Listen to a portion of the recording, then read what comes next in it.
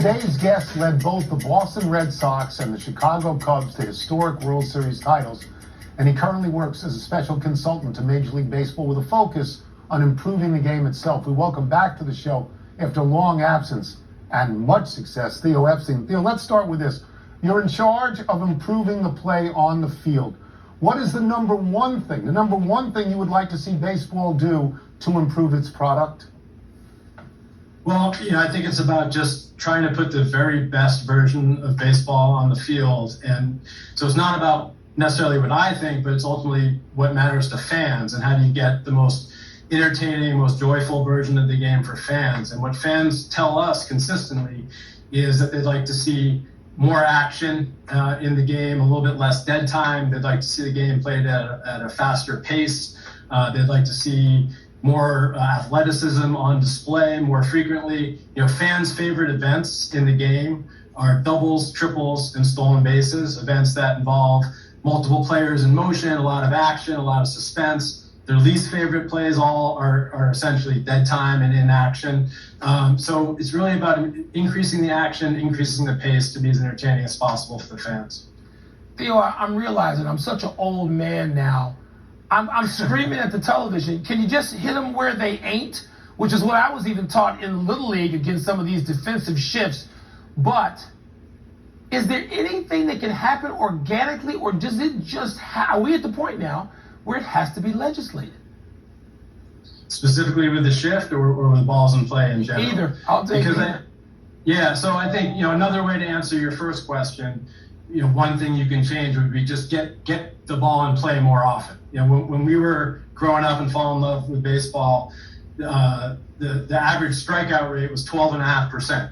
Right now it's 22.5%. We flirt with 25%. So there are basically twice as many strikeouts in the game as there were when we were growing up, and that's directly related to how many balls are in play or not in play. What the league batting average is. The league is hitting 242 right now. That hasn't happened in 50 years. I think it's a better game, inarguably, when the league's hitting 260, 265. The league strikeout rate right now is higher than the career strikeout rate of Dwight Gooden and Bob Gibson. So the league has become, the whole league, the average pitcher in the league is more of a strikeout pitcher than Gibson or Gooden. So that just tells you that, too often the ball's not in play. Yes, legislating against the shift can slightly improve the in-play environment for hitters, but there's other things that we can do too to make life a little bit easier on hitters, promote contact, and ask a little bit more of pitchers. They're so good these days.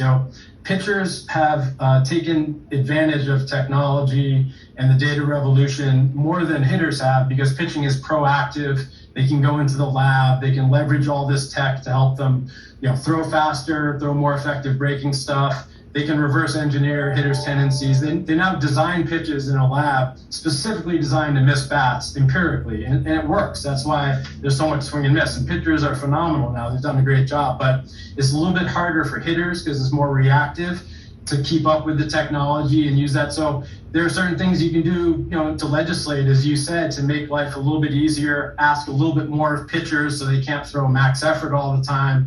They have to go deeper in games. They can't be focused on swing and miss the entire time, and get balls in play a little bit more frequently.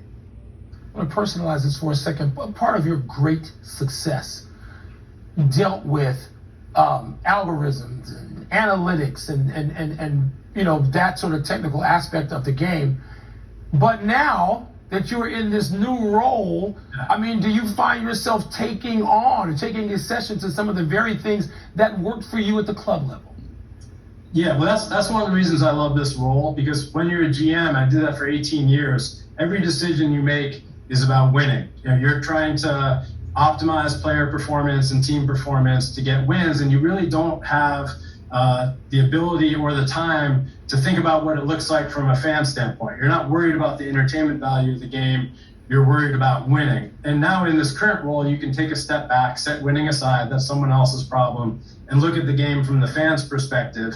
And then you realize that a lot of the optimizations that have been driven, in large part by front offices and people like me over the last 10, 20 years have created great results on the field, but have been detrimental in some important respects to the entertainment value of the game, the aesthetic value of the game. So we can't rely on we can't ask the GMs or ask the players, change the way you put teams together, change the way you play the game. If you want change, like the NFL has done, and like the NBA has done, you have to work together to just change the rules to create the type of product that you're looking for. So the NFL realized that the passing game was very entertaining to fans. So what did they do? They passed rules to protect the quarterbacks. They passed rules to make life really difficult on defensive backs. You couldn't make contact within 5 yards. Passing yards went way up.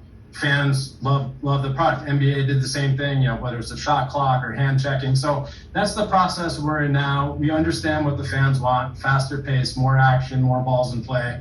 Working with players now, and yes, rolling back some of the optimizations that have taken place over the last 10, 20 years, but for the good of the game. And when you change the rules of the game, now it's just resets and teams will find new competitive advantages, but hopefully it's a better product on the field. I really like listening to that. That's really smart. You're explaining it in the way that most of us don't really understand it, and you're also taking accountability for the fact that you were one of the leaders who pushed the game to where it is now. So I really like that. They will get out of here on this. When you left the Cubs, it is reported that you wrote a letter to some friends saying that you plan to have a third chapter with heading a baseball organization. So you've had the Red Sox, you've had the Cubs, and you've won World Series. Are we getting nearer to that date where you're going to be more active with a team?